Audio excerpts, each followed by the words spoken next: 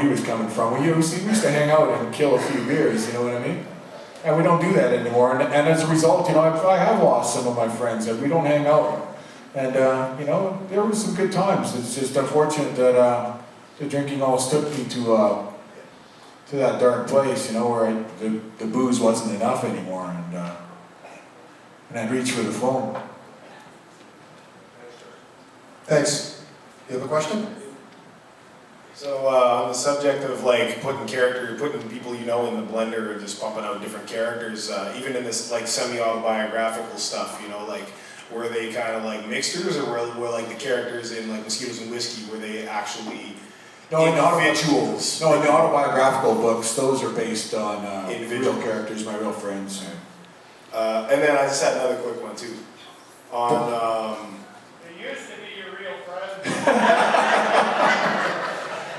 True. on the subject of Some of them are dead. revisiting albums that you may have written reviews for in the past. I think I've only read a couple of your reviews for Nerve, but looking back, just wanted to get a second take on a Winnipeg album by Big Trouble in Little China, Diamond Cutter. Yeah, I don't know if you've heard that, you know, since you wrote that review. I was just curious. Just curious. I mean, you know, I have nothing personal invested in yours. You know, like I said, I really didn't have time to give a lot of records fair reviews. I remember that name, but I don't even remember the CD. You should check it out. It's a pretty kick-ass album. It's a good rock album. I don't do that. Because you heard me, I said sometimes, you know, records grew on me later. You know? I'll second that. It is a good album. What did I say about it? I didn't like it? Totally. Best album of that year. You're probably in the band, right? Oh no. Maybe someday. That's the other part. All right. Does anyone else have any questions for Chris? Okay, I'm going to do this easy, okay? So I'm right there. And since I'm doing it easy, I'm going to start here. This may seem like a cliche question, but knowing what you know now, would you change anything in your life, the experiences or any choices you've made? I don't think I would, because if I changed anything, then maybe I wouldn't be where I am, you know, and maybe I wouldn't be able to do what I do. So I guess not. Although things haven't, you know, a lot of hard stuff has happened.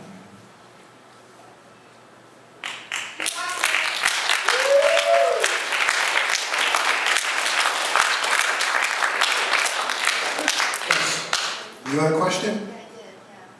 Chris, being a writer and a self-publisher, so many writers look to editors to go through their work and set them off in different directions and maybe tighten things up for them. Do you do all your own editing? Oh, no, do you ever talk to other people and work it out with them? No, I don't, and that's one of the fields where, you know, I've struggled with and still do. But you know, on this new book, I try to, you know, I got some extra eyes on it, and I try to do a better job with that every book. I know in the beginning it was, you know, really horrible, and even you know, every book I try to do a better job with the editing and get more people to help me with that sort of thing, you know, technical editing, you know, because I think that as a self-published writer, people are more critical about typos and anything like that, grammatical errors. You know, people are just looking at, they'll spot something and they'll go, oh yeah.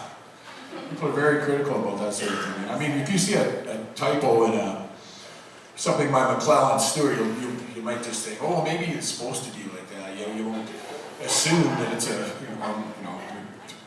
that it's a typo. You think, oh, I've never seen that spelling before, or I've never seen that before. But it's McClellan Stewart, so it must not be a typo, because they couldn't possibly have any sort of literal blunder. I mean, no. Hey, that's what second editions are for, right? And third editions and fourth editions. You have a question? Hi, Chris.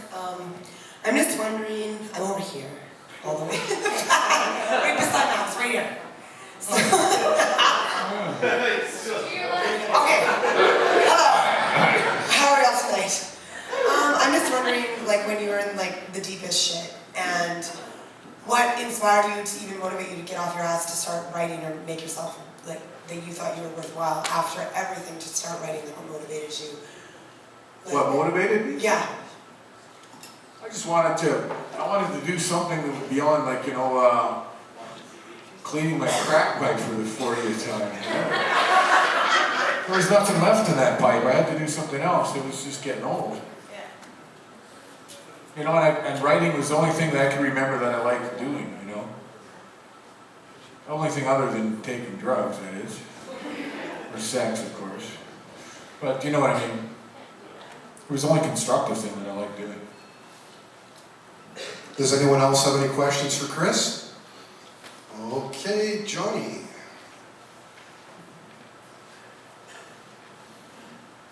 Chris, I'd just like to thank you for writing about the Canadian punk experience.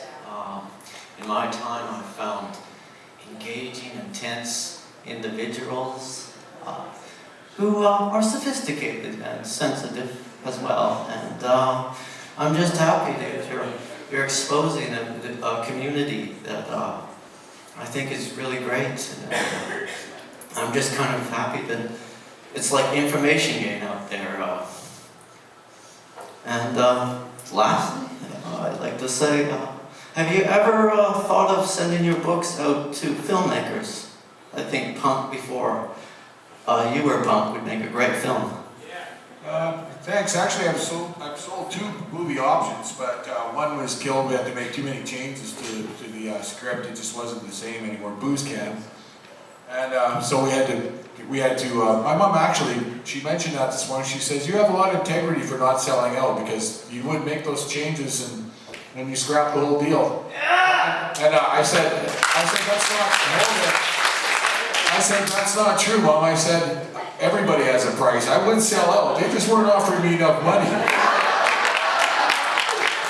was only $16,000, you know, and they would have ruined that book, you know, and it would be my name on it, right? So, but you know, if they said maybe $50,000, you know? Yeah, I'm just telling you how it is. Everybody has a price. Except maybe this guy here. Does anyone else have any questions for Chris? Ah, good. Here we go. Hi Chris, my name is Matthew. I'm not a punk rocker.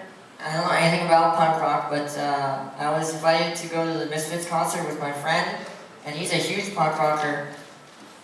And he told me I was intimidated to go because I don't know anything about punk rock, but he said that he's going to help me out, he's going to teach me about it, and he's going to help me dress properly. But he said that real punk rockers don't really care what you look like. Is that true? Yes. My next question is, my other ambition for going to the concert was to hit on all the punk rocker chicks while he was walking. Your friend is a smart guy. So, my question is, what's the best way to pick up a punk rocker chick?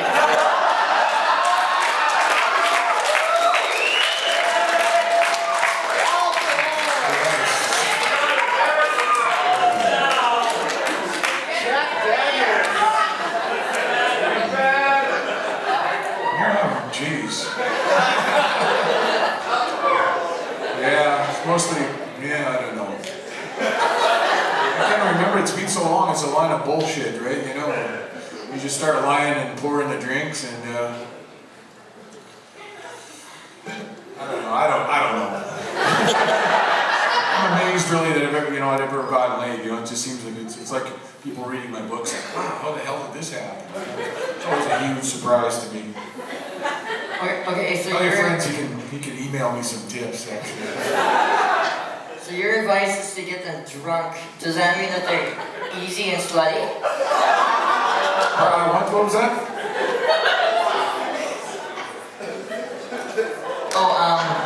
Your advice is to pour drinks, spend money, and get them hammered. Does that mean that they're just easy and slutty? Is that just what? That they're slutty. Slutty? Slutty, Jesus. Yeah, you know, I've been monogamous for a long time, but I've